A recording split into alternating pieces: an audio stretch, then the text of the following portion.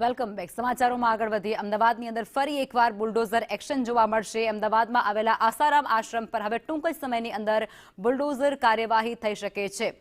Ahmedabad municipal corporation દ્વારા આશ્રમને impact ફીની અરજી જે નામંજૂર કરી દેવામાં આવી છે. આ કાર્યવાહી નરેન્દ્ર મોદી સ્ટેડિયમ આસપાસ ચાલી રહેલા વિકાસ કાર્યોના ભાગરૂપે જોવા મળી રહી છે, જે આગામી કોમનવેલ્થ ગેમ્સને ધ્યાનમાં રાખી અને હાથ ધરવામાં આવ્યા છે.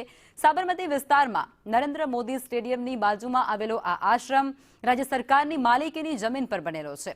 કોર્પોરેશને આસારામ આશ્રમને નોટિસ પણ ફટકારી છે, જેમાં જણાવ્યા મુજબ 500 કરોડ રૂપિયાની અંદાજિત કિંમતની જમીન પર કુલ 32 જેટલા ગેરકાયદેસર જે બાંધકામો છે તે કરી દેવામાં આવ્યા છે, જેમાં આ ગેરકાયદેસર બાંધકામોને દૂર કરવા માટે એએમસી દ્વારા નોટિસ પણ ફટકારાઈ હતી. 21 જાન્યુઆરીના રોજ એએમસી દ્વારા ઇમ્પેક્ટ ફીની અરજીને નામંજૂર કરવામાં આવ્યા બાદ કેસને એમ્પ્લેટ ઓથોરિટી સમક્ષ ઝડપી નિકાલ લાવવા માટેની સૂચના પણ આપી દેવાય છે. એએમસીની લીગલ કમિટીએ ઝડપથી નિકાલ લાવવા માટે વકીલની નિમણૂક પણ કરી છે. આ પરિસ્થિતિ જોતા 500 કરોડની આ જમીન પરથી દબાણ દૂર કરવાની કાર્યવાહી થવાની પૂરેપૂરી શક્યતાઓ રહેલી છે, અને જે અમદાવાદના વિકાસ યોજનાઓ માટે મહત્વપૂર્ણ છે.